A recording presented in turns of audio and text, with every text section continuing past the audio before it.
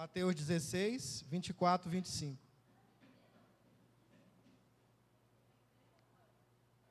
Então, irmãos, eu quero de alguma forma continuar aquilo que está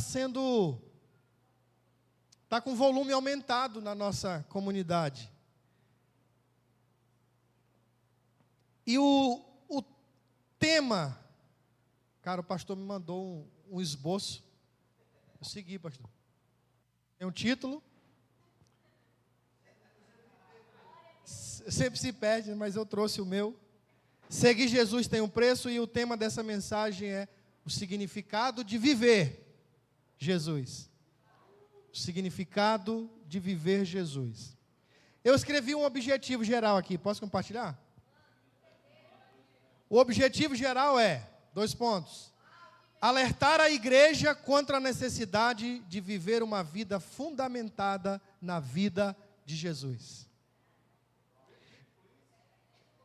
Alertar a igreja quanto à necessidade de viver uma vida fundamentada na vida de Jesus.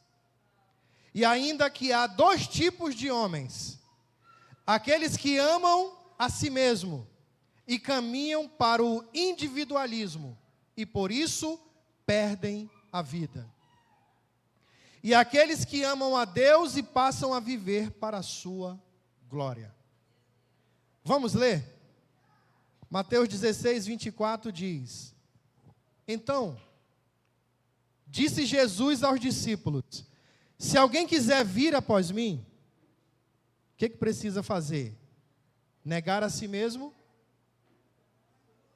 tomar a sua cruz e siga-me. Verso 25: porque aquele que quiser salvar a sua vida, perdê-la. E quem perder a sua vida por amor de mim, achá-la-á. Amém? Fiz uma introdução também.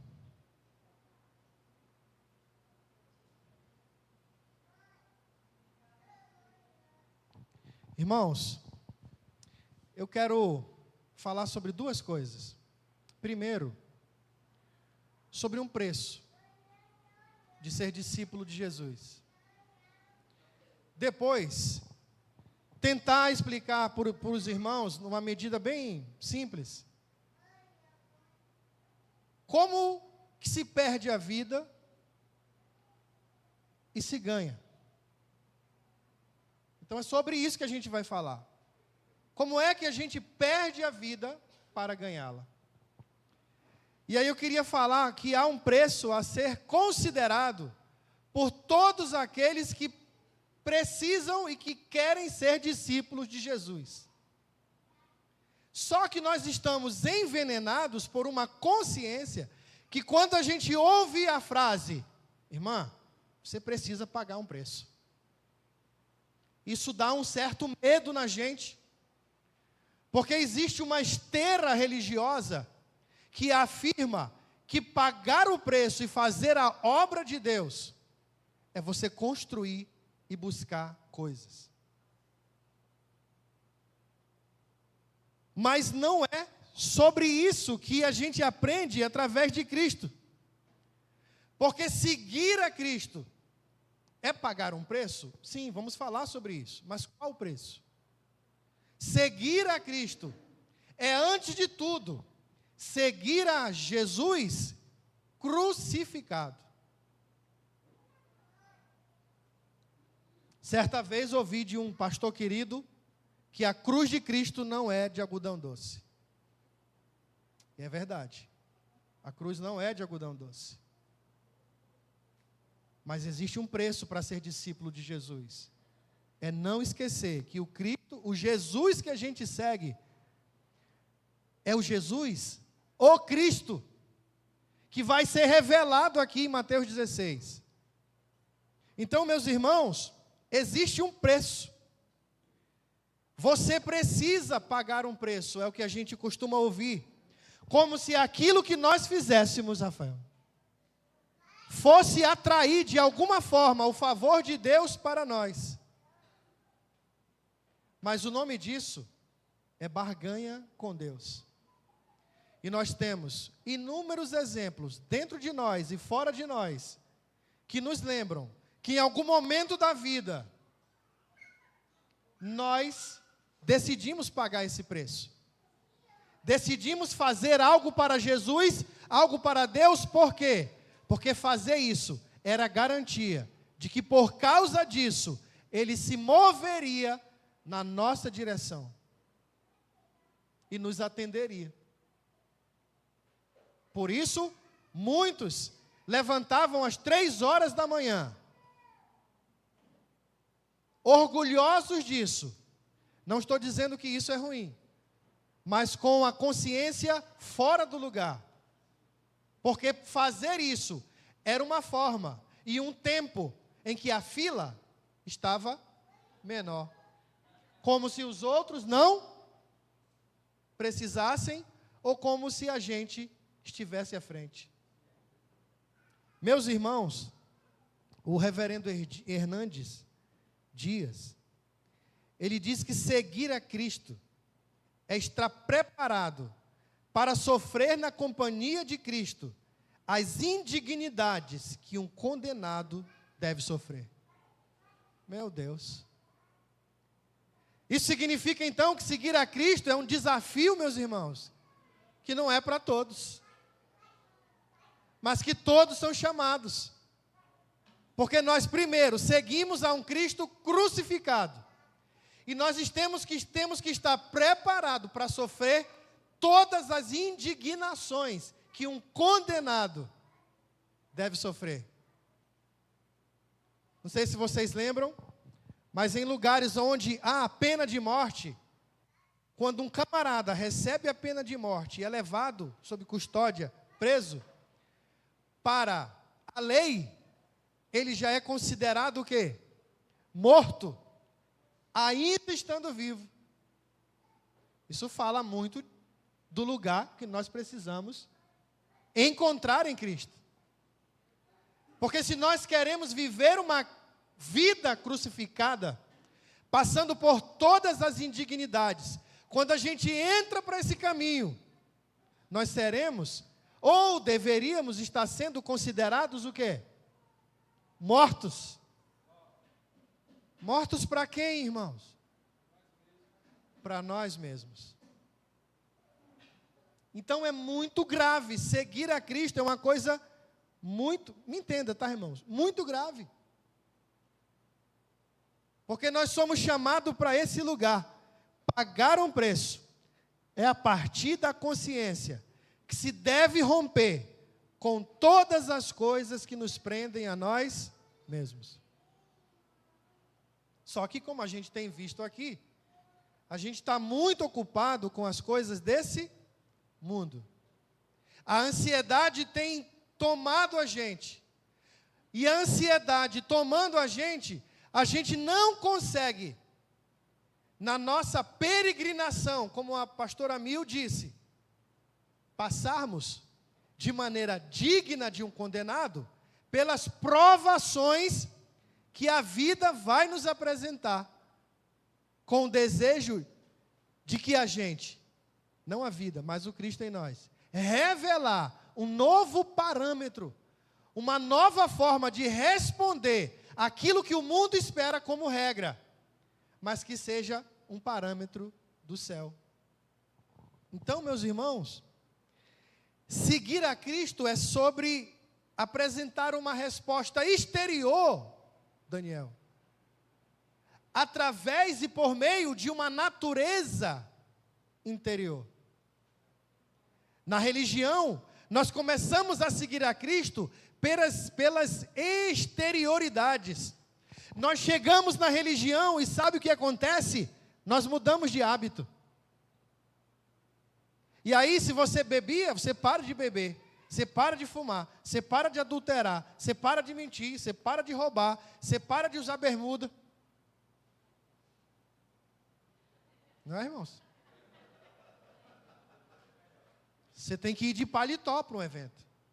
Irmãos, cara, não devia nem ter falado isso, me perdoe, porque parece um desrespeito, né? Mas esse não foi o objetivo do meu coração. Então, é sempre pelo lado interior, irmãos. As nossas expressões externas devem estar linkadas com aquilo que o Cristo está fazendo em nós pelo lado de dentro. Nós mudamos os nossos hábitos. Isso é bom? Isso é bom, irmãos. Só que qualquer um, ainda que pertença a uma outra instituição que não se denomine cristã, ou que não professe fé em nenhum Deus, é capaz de fazer isso. É capaz de mudar de hábitos. Mas só o Cristo transformando o nosso interior vai fazer com que a nossa resposta, as pressões externas, sejam as respostas de alguém que morreu para si mesmo de fato. E aí, eu queria ir para o desenvolvimento agora. E dizer que a proposta principal dessa reflexão é dar uma explicação de como a gente perder a vida e achá-la. E isso só vai ser possível para aqueles que decidirem, em primeiro lugar, negar a si mesmo. Ana, por que o Senhor não pediu para a gente carregar a cruz primeiro? Por que Ele não pediu para a gente... Estou esquecendo os nomes, cara. Vismar, meu Deus, que é isso? Pode ser um sinal. Por que o Senhor não pediu para a gente segui-lo primeiro?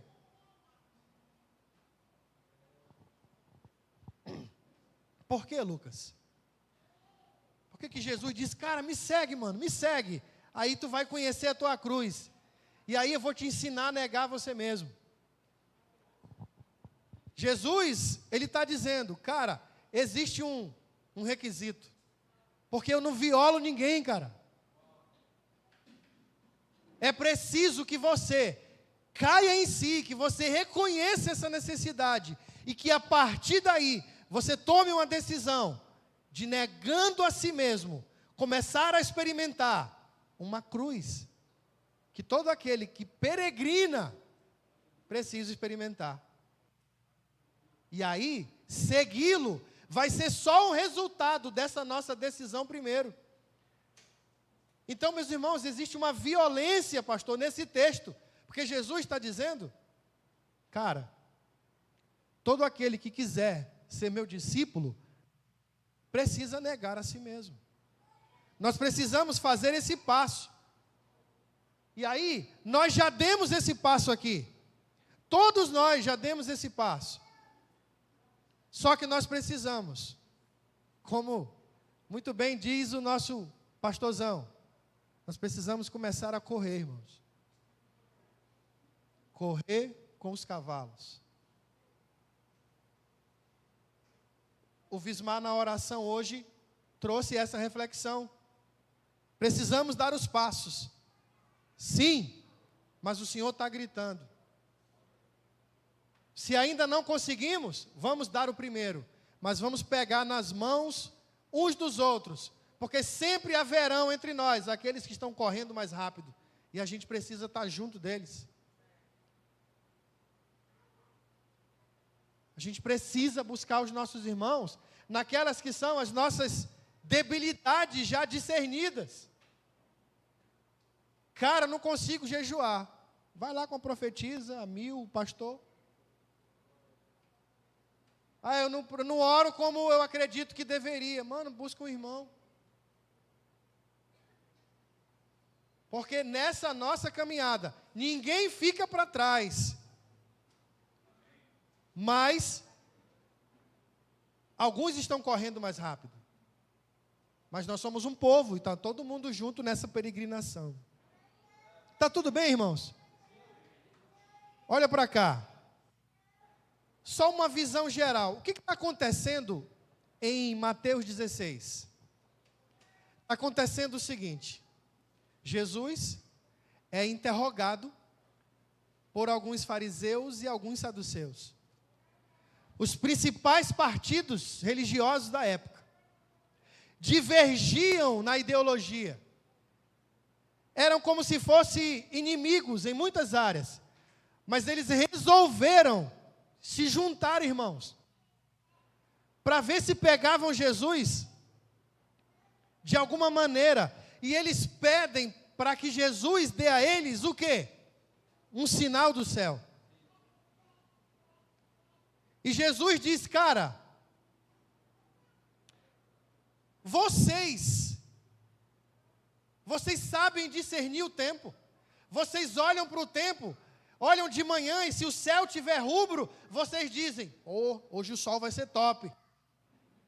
De manhã, quando vocês olham para o tempo e o céu está rubro, escuro, vocês dizem, cara, vai ter tempestade. E ele diz, cara, vocês têm muito conhecimento, vocês têm muita coisa na sua cabeça. Vocês sabem de muitas coisas, mas vocês não conseguem discernir os sinais dos tempos. E às vezes nós estamos que nem esses homens, que Jesus por causa disso chama de hipócritas. Sabedores de muita coisa, nós discernimos muitas coisas, nós entendemos muitas coisas, estamos com a cabeça deste tamanho, mas não estamos discernindo o sussurro que o Espírito está querendo dar. E parece que por causa disso o Senhor precisa gritar com a gente, irmãos. Porque a gente não está conseguindo discernir as coisas. Eu não estou conseguindo discernir as coisas. E se tem um, é coletivo. E Jesus vai dizer para eles, cara, eu não vou dar sinal para vocês nenhum, cara. Vocês já sabem demais. Mas eu vou falar de uma profecia que fala sobre mim. O único sinal que vocês verão será o sinal de Jonas, que passou 3 dias, foi dado como morto, e depois foi cuspido na praia. Da mesma forma, eu morrerei no 3º dia. Ele não falou isso lá, né? No 3º dia, eu vou ressuscitar. Aquelas pessoas estavam buscando por um sinal miraculoso, e o Senhor, o Messias, estava ali na frente deles. E daqui a pouco, o Senhor sai daquele lugar, e agora ele sai de um grupo de estranhos, e entra para uma esfera mais, vou chamar de íntima, mais próxima. Agora ele pega os discípulos e sai dali. E eles vão para outro lugar. E o que acontece aqui é que o Senhor chega com os discípulos e diz para eles o seguinte: meu irmão, tome cuidado com o fermento aí dos caras. E aí eles se dão conta que não levaram os pães, cara. O Senhor está falando de algo espiritual e os discípulos estão pensando em pó royal, cara. Os caras estão com pensamento no Dona Benta. O Senhor falando de coisas do céu e os caras, os discípulos, com pensamento aqui na terra. Pó royal foi bom. Didático, né? Mas a questão, irmãos, a gente aprende aqui e é relembrado que as coisas espirituais se discernem espiritualmente, como nos ensina 1 Coríntios 2,14. Irmãos, o Senhor acabou de chamar a atenção de homens que queriam repreendê-lo, que eram fora da esfera. Agora ele está falando com discípulos, irmãos. É como o Senhor estivesse dizendo, pelo amor de Deus, cara, como é que vocês não discernem isso? Eu estou tratando com vocês de coisas espirituais, vocês estão pensando na terra. Até que eles se dão conta, ele está falando dos caras, ele está falando da doutrina, que pode nos tirar desse lugar, desse caminho, em direção ao próprio Cristo. E aí, irmãos, fica a minha reflexão, nós precisamos estar atento, porque coisas espirituais estão sendo compartilhadas conosco e talvez nós sejamos os discípulos que estamos pensando nas coisas de baixo. Nas nossas mesas, naquilo que a tua esposa fala, naquilo que o teu marido fala, que o teu filho fala. Coisas espirituais, o Senhor está movendo. mas a gente às vezes está pensando nas coisas da terra, e é por isso a gente não ouve. E talvez por isso o Senhor precisa aumentar o volume da sua voz, para nos alcançar. E graças a Deus por isso. Isso não é ruim, o pai grita com o filho, não grita? Tomara que não chegue o ponto de chegar. Vira essa bunda para cá, rapaz. Tá. Porque o pai que ama o filho, corrige-o para o seu próprio bem. Daí o Senhor sai dessa esfera mais afastada, vem para uma esfera mais íntima, e daqui a pouco ele vai para uma esfera mais íntima ainda. Agora, ele vai falar para os discípulos quem ele era. Ele vai se revelar como Deus, o próprio Deus. Irmãos, deixa neném aí, cara. Presta atenção, viaja não. Olha só. Agora, o Senhor está numa esfera mais íntima ainda. E ele chega com o discípulo e diz, cara, o que estão dizendo aí? O que estão dizendo que eu sou? E os discípulos, mestre, estão dizendo que o Senhor é Elias. Estão dizendo que o Senhor é Jeremias e depois, quem vem antes? João Batista. Estão dizendo que o Senhor é Jeremias. Outros estão dizendo que o Senhor é algum dos profetas. Aí Jesus, pá, que mais íntimo. E vocês, meus irmãos? E aí, vocês?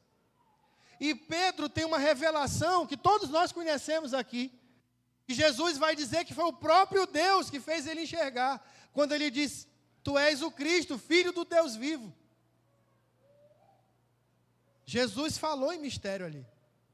É brincadeira, tá? Não tem isso na Bíblia. Mas, cara, que coisa espetacular. Jesus se emociona, cara. Diz, meu Deus, foi o papai que falou contigo. E aí ele entra nessa esfera aqui. Mas, meus irmãos, olha só, uma esfera mais íntima. Aí agora Pedro não conseguia ter na mesma oração a ideia de que o Messias e sofrimento cabiam na mesma frase. A gente está falando aqui, meus irmãos, de gente que está compartilhando a vida e ouvindo diretamente a voz do próprio Cristo, que quer se revelar e se revelou. Ele disse, cara, esse sou eu, é verdade. Eu sou Deus, né? Mas aqui ainda existe uma dificuldade de discernir aquilo que o Senhor está fazendo. E Jesus agora vai apresentar para ele, nisso que nós lemos no começo, que era, aliás, antes disso, eu queria falar de algo aqui. Na visão de Simão, Messias e sofrimento eram incompatíveis. E aí, meus irmãos, existe um sistema na religião, existe um quadro da religião que a gente chama de religião humanista. A religião humanista é aquela que tirou a cruz de Cristo e colocou o homem como centro. E para satisfazer o homem, o Evangelho de Cristo não está mais sendo apresentado como deveria ser. O Evangelho de algodão doce está sendo oferecido aos irmãos, porque é fácil de ser degustado e é praticamente ou automaticamente deglutível. É bom. Mas um evangelho que fale da cruz e que você, como um condenado, deve se sentir digno de sofrer as mesmas coisas que Cristo, através do negar-se a si mesmo, aí é algo mais sério, porque pode ofender os irmãos, podemos perder recursos por causa disso. E meus irmãos, tem um inglês chamado Chesterton, também teólogo, E ele diz que o homem, num livro chamado O Homem Eterno, ele diz que quando o homem abandona a Deus, ele coloca outro em seu lugar. Eis o cerne da revolução religiosa da modernidade. O homem transferiu a fé em Deus para a fé na humanidade. O objeto da fé, portanto, se deslocou de Deus para o homem, criando assim a religião humanista.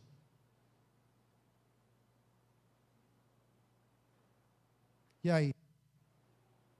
Essa religião humanista, irmãos, é tudo que nós não queremos nesse lugar.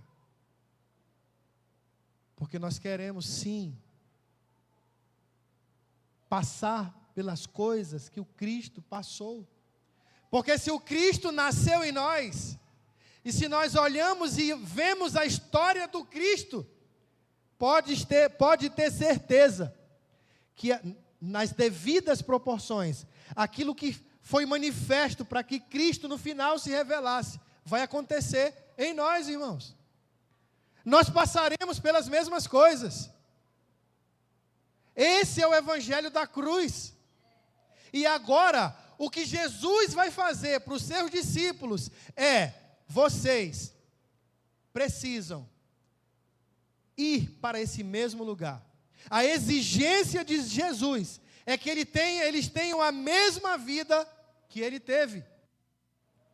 E é por isso que ele vai, nesses versos, dizer que todo aquele que ama a sua vida vai perdê-la.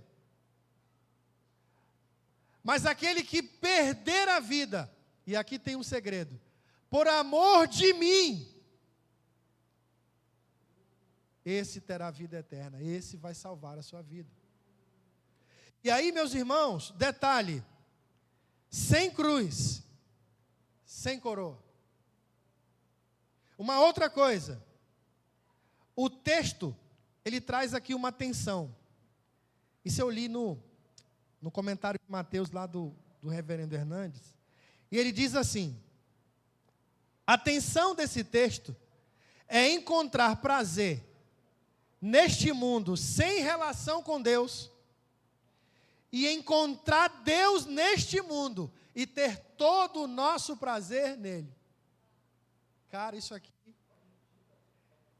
Encontrar prazer, a tensão desse texto, de Mateus 16, 25, é encontrar prazer neste mundo sem a relação com Deus, e encontrar Deus neste mundo e ter todo o nosso prazer nele.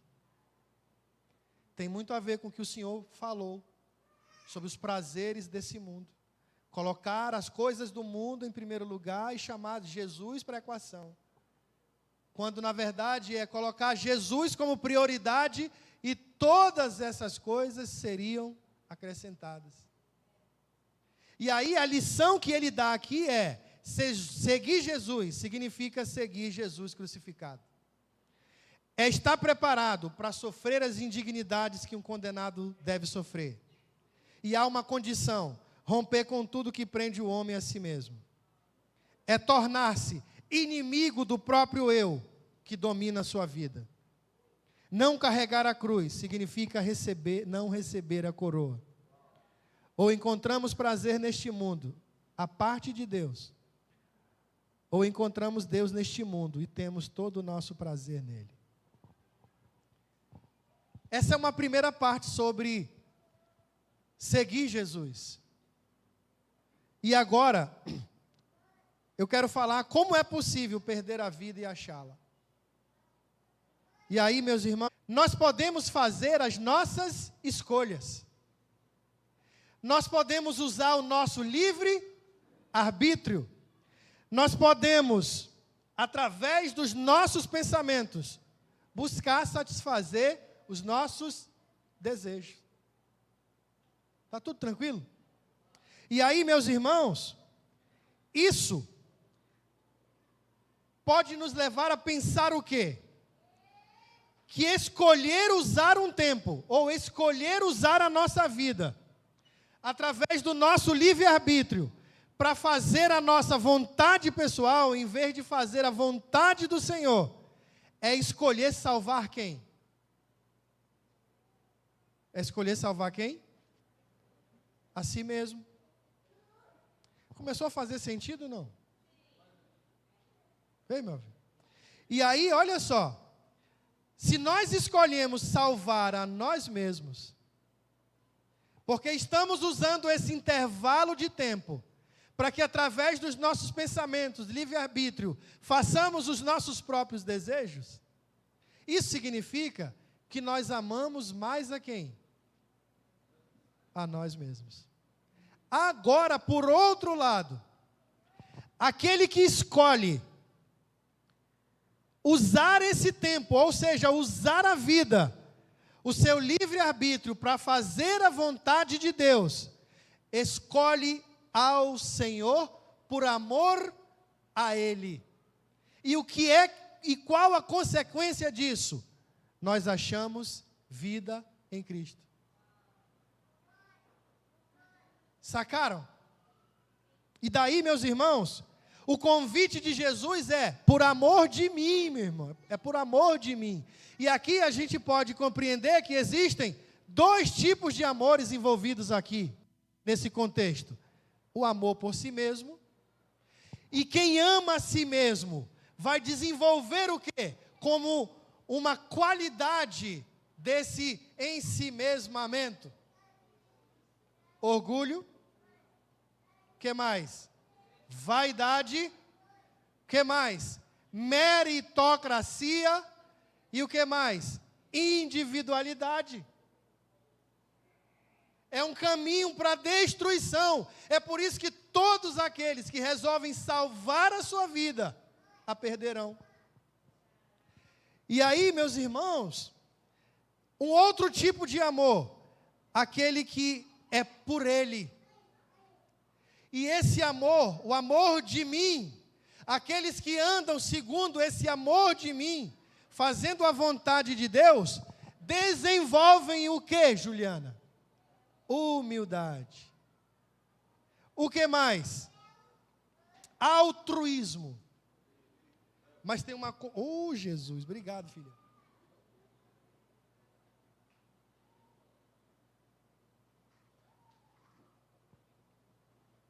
Vou voltar. Aqueles que resolvem viver por amor de Cristo, vai ser gerado no interior deles humildade, altruísmo, e sabe o que é mais espetacular? Vida em coletividade. Cara, como isso aqui é maravilhoso, irmãos. Quando a gente perde a vida, significa que a gente começou a permitir que os nossos desejos e as nossas vontades sejam cada vez mais substituídas pela vontade do Senhor. E aí, quando isso acontece, sentimentos e atributos que causavam destruição vão sendo substituídos por coisas mais nobres. A fé, a esperança e o amor. E aí, nós poderemos ainda acrescentar a caridade. E isso vai nos fazer entender o que Tiago quis dizer, lá no capítulo 2, quando ele fala da relação entre fé e obras. Porque se nós vivemos para salvar a nós mesmos, o outro na relação não interessa. Ele só é o meio por onde a gente possa alcançar os nossos propósitos. Mas quando nós vamos desenvolvendo esses atributos, porque estamos vivendo para que os desejos de Deus sejam satisfeitos, Ele vai nos levar a um lugar cada vez maior de olhar para o outro, de olhar para a relação, de olhar para a necessidade do outro.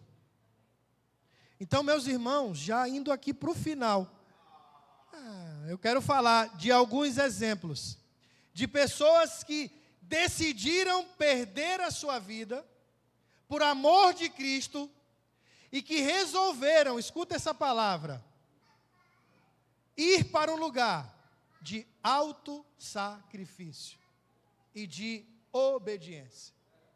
autossacrifício e obediência. E aí eu estava lendo em casa hoje e lembrei de uma palavra do AP. Abra aí Lucas 1, 38 a 45. Eu posso estar enganado nessa brisa, mas eu acho que vai encaixar. Que senão você tem autoridade aí para... Lucas 1, a partir do 38. Cara, a gente fala aqui, quando a gente nasce de novo, o que acontece, Carol? O que acontece quando a gente nasce de novo? Qual que é o sobrenatural? Fala comigo. O que acontece quando a gente nasce de novo? O que é que vem para nós? O Espírito, e a gente diz o quê? Cristo nasceu em nós, não é isso? Mas Jesus, profetiza, levou isso a uma literalidade na carne. Que a gente vai encontrar uma mulher aqui, que tinha tudo para ser feliz, me entenda, segundo a vida natural dela. Ia casar, ia ter família. Bom, ela teve, né? Mas me entenda, estou falando antes. Maria tinha um cronograma para a sua vida. Maria tinha os seus planos. Mas certo dia, o que acontece? O que acontece? Um anjo vem falar com ela, cara. E aí, disse então Maria: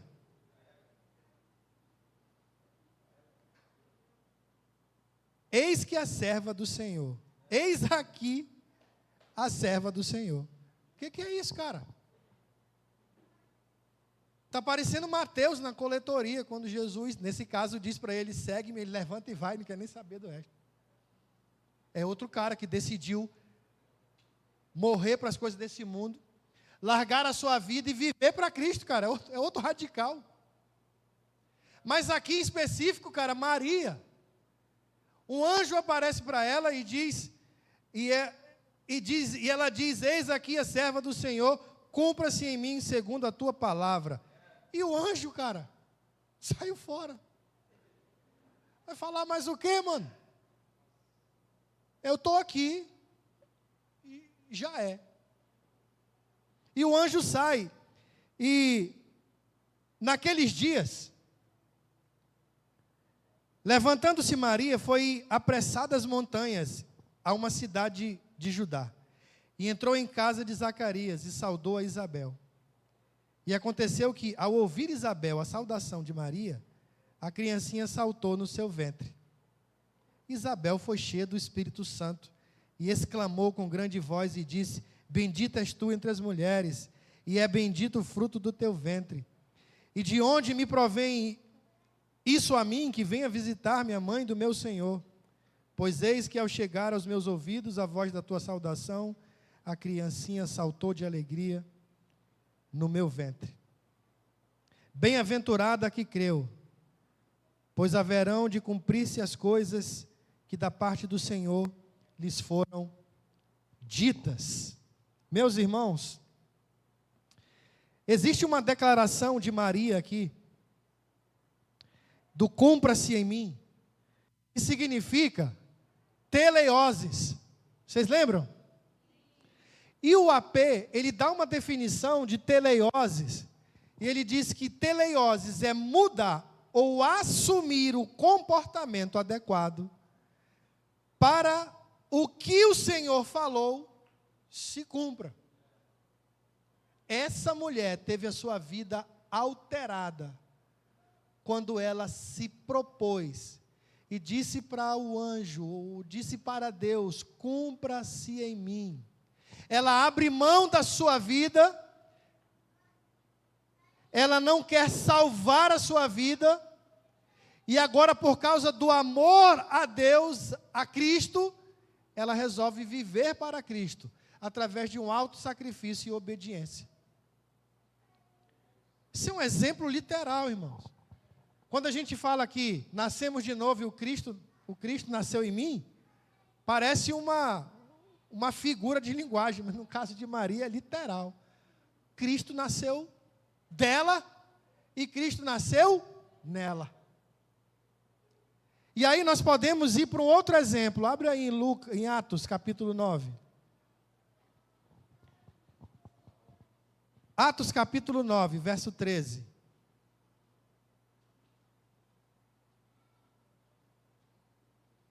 Ao 20. A gente está falando, irmãos, de pessoas que resolveram perder a sua vida por amor a Cristo. E a radicalidade disso. Atos capítulo 9 diz, verso 13: Respondeu Ananias: Senhor, há muitos ouvi acerca desse homem. Quantos males tem feito aos teus santos em Jerusalém? E aqui tem poder dos principais sacerdotes para prender a todos os que invocam o teu nome. Paulo era um homem que estava na direção certa, mas no sentido errado. E aqui nesse capítulo a gente vê o que Deus faz com esse homem. O homem que tinha sangue no olho para servir a Deus, só estava no sentido contrário. Deus vai fazer assim com ele, ó. E ele vai usar irmãos para isso. Porque quando ele cai e fica cego, Deus diz: olha, você vai até a cidade, porque tem alguém lá que vai dizer o que te importa fazer. Deus está levando Paulo para dentro de uma comunidade, irmãos. Deus está levando Paulo para dentro de uma dependência, para a relação onde pessoas têm o que compartilhar e dar a direção que a gente precisa. E aqui, no verso 15, diz: Disse-lhe, porém, o Senhor: vai, porque este é para mim um vaso escolhido, para levar o meu nome diante dos gentios e dos reis e dos filhos de Israel. E eu lhe mostrarei quanto deve padecer pelo meu nome. E Ananias foi, e entrou na casa, e impondo-lhe as mãos, disse: cara, olha o que Ananias, que acabou de ter uma DR com Deus, diz agora para Paulo, mano. Deus está tratando Paulo de lá para cá, mas Deus está tratando Ananias daqui para lá. E isso só acontece, irmãos, numa vida de relacionamentos, onde a gente está sendo disposto a permitir que um irmão toque a nossa vida, e da mesma forma, a gente toque a vida do irmão. E aqui, ele diz: irmão Saulo, o Senhor Jesus, que te apareceu no caminho por onde vinhas, me enviou, para que tornes a ver, e seja cheio do Espírito Santo. E logo lhe caíram dos olhos como que umas escamas, e imediatamente recuperou a vista. E levantando-se foi batizado, e tendo comido, ficou confortado. Não sei nem se isso aqui é literal, se foi comida mesmo. E esteve Saulo alguns dias com os discípulos que estavam em Damasco. E logo, nas sinagogas, pregava a Cristo, que este é o Filho de Deus. Pastor, um homem que fazia de tudo para perseguir aqueles que um dia foram chamados de cristãos porque se tornavam parecidos com Cristo. Aquele que vivia para ele mesmo, podemos dizer assim. Agora, com o encontro com Cristo, resolve perder a sua vida. Vocês estão entendendo a gravidade disso, irmãos? E como isso é lindo. Moisés, em Êxodo 3 e 4, ele é chamado para sarça ardente, irmãos. Ele tem um encontro com Deus ali. E ele é chamado para liderar o povo de Israel. É um outro exemplo aqui radical. Porque apesar das suas hesitações pessoais, Moisés obedece ao chamado de Deus, renunciando à sua vida. Por quê?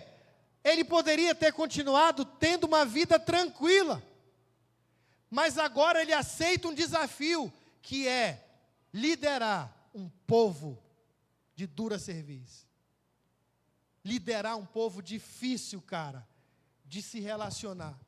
E ele vai se desgastar com isso, Moisés carrega um fardo, entre aspas, e um fardo ao liderar os israelitas no deserto. E isso aqui, irmãos, pode estar nos indicando o conceito de nós tomarmos a nossa cruz.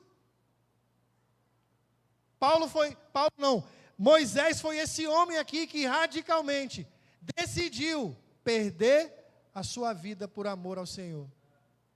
E apesar de todas as situações, dificuldades, apesar de ter que sair da sua tranquilidade, ele vai gastar toda a sua vida para que isso se cumpra.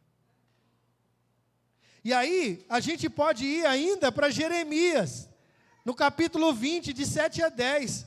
Esse profeta aqui, cara, ele enfrenta perseguição, ele passa pelo ridículo, passa pelo sofrimento por causa da sua mensagem profética. Mas esse é um homem radical, mano. Apesar de todas essas dificuldades, de todo o sofrimento, ele continua cumprindo a sua missão. E isso vai ilustrar a ideia de suportar um sofrimento por amor a Deus.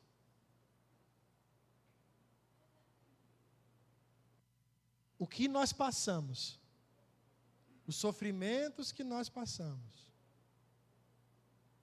são as ferramentas que poderá nos fazer participantes da glória de Deus. Ei, Wagner, tu lembra lá em 1 Pedro, onde está aquela passagem que a irmã Eliana leu ontem para a gente? Vocês lembram? Alguém que estava lá em casa?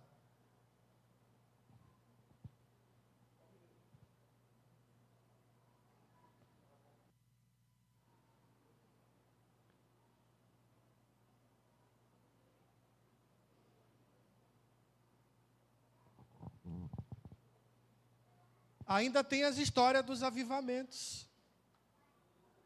Homens que decidiram perder a vida, muitos literalmente, por amor de Cristo.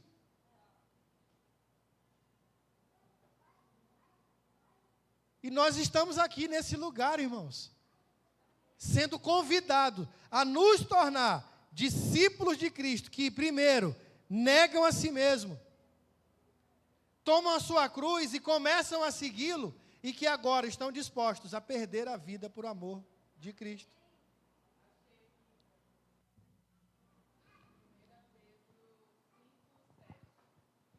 Deixa eu ler aqui. Olha, ontem a irmã Eliana falou algo tremendo. 1 Pedro 5, 7. Meu irmão, alguém está passando aqui por uma situação difícil? Tem alguém sofrendo com alguma coisa? Será que isso está pesado na vida da gente? Será que a gente olha para isso e diz, cara, como é que pode Deus estar permitindo que isso aconteça comigo? Por que Deus não me ouve? E a irmã Eliana mandou isso aqui ontem, que foi como uma espada em nós. 1 Pedro 5, 7. E lançando sobre ele toda a vossa ansiedade, porque ele tem cuidado de vós. Ela continuou nesse, irmã? Sede sóbrios, vigiai, porque o diabo, vosso adversário, anda em derredor bramando como leão, buscando a quem possa tragar, ao qual resistir firmes na fé, sabendo que as mesmas aflições se cumprem entre os vossos irmãos no mundo. Meus irmãos, nós não estamos sós no sofrimento. E isso é para a glória de Deus, irmãos. Quando a gente compreende isso, como fomos iluminados isso, eu olho para aquilo que eu estou passando e me alegro, porque eu não estou só nisso. E não é um Deus irado que está fazendo com que isso aconteça, mas isso tem um propósito. Porque aqui, nesse verso último, está dizendo que no qual resistir firmes na fé, sabendo que as mesmas aflições se cumprem. Não são coisas aleatórias, irmãos. São processos que o Senhor permite que a gente viva, para que nessa peregrinação, como a pastora Mil nos ensinou, a gente possa sair aprovado.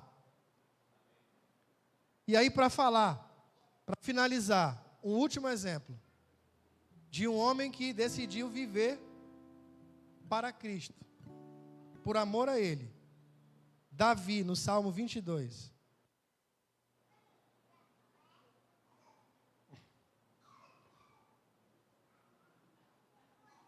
Ele vai falar algo aqui, irmãos, que descreve um sofrimento que é visto como profético em relação ao sofrimento de Jesus na cruz. E aí, irmãos, ele diz,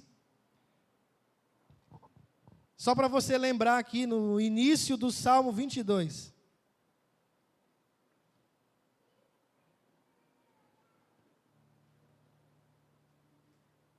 Deus meu, por que me desamparaste? Por que te alongas das palavras do meu bramido e não me auxilias? Deus meu, eu clamo de dia e tu não me ouves, de noite e não tenho sossego. Porém, tu és santo, o que habita entre os louvores de Israel. Em ti confiam nossos pais, confiaram, e tu os livraste. A ti clamaram e escaparam, em ti confiaram, e não foram confundidos. Um homem que decidiu viver a sua vida por amor a Cristo.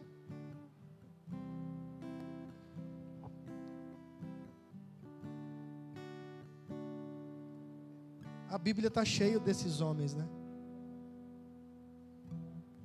Mas vamos pensar sobre nós aqui.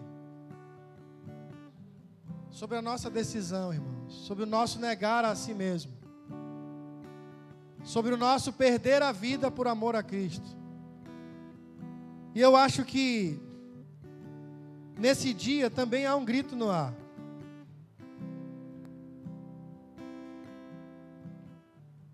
Para que a gente dê um passo com maior consciência na direção de amar o Senhor. Para que a nossa vida seja cada vez mais preenchida com Ele. A ponto da gente ser confundido com o próprio Cristo. Porque se um dia chamaram os discípulos de cristãos, e nós somos discípulos de Cristo, nós seremos reconhecidos por essa radicalidade, que nós decidimos, isso é voluntário, irmãos. Abrir mão da nossa vida, para que a gente possa ganhar a vida em Cristo. Esse é o nosso desafio. Isso é a reflexão que eu tenho para os irmãos hoje aqui. Para que a gente vá nessa direção, Fagner. Que a gente seja radical e que isso não espere para amanhã. Isso é agora, a nossa resposta é agora já. A nossa decisão é aqui agora já. O que vai acontecer durante a semana será só uma consequência, porque as pessoas começarão a ver em nós, não para a nossa glória, mas começarão a ver que algo está diferente.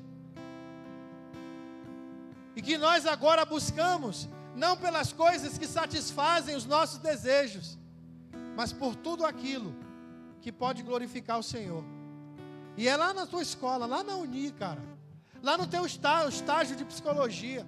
É lá na cadeira, fazendo um canal no dente de alguém que nem conhece a Cristo. Não podemos ficar calados, irmãos. Cristo tem que exalar de nós. A gente não pode se conter. A gente não pode ser um cristão oculto. Não tem como carregar o Cristo em nós e isso não ser revelado, porque a luz não foi colocada em nós para ficar debaixo de uma cama. A luz em nós é como um candeeiro que é colocado no alto da montanha, e todos vão ver e ser iluminados por ela. Nós precisamos dar esse passo, irmãos. não é pela nossa força, eu não preciso fazer nada, eu não preciso fazer obra nenhuma. O único esforço que eu preciso fazer para agradar a Deus é conhecê-lo cada vez mais. João 17, 3. A eternidade. Quando nós não estamos em Cristo, nós queremos viver para sempre. Todo mundo tem medo de morrer. Quem ama mais a si mesmo quer viver para sempre, irmão. Mas aqueles que decidiram perder a sua vida por amor de Jesus, entendem que não precisam estar mortos para experimentar da vida eterna, porque a vida eterna é esta: que te conheçam a ti e ao teu Filho, Jesus Cristo, cara. A vida eterna já entrou no mundo, a vida eterna é uma realidade hoje, a gente já pode experimentar disso, irmãos. Então vamos viver a partir dessa consciência, de que quando nós revelamos Cristo, porque morremos para nós mesmos, as pessoas poderão tocar nessa eternidade. E isso vai impactar a vida de um jeito que será impossível que alguém que experimente o Cristo de você não queira participar desse mesmo lugar. Porque só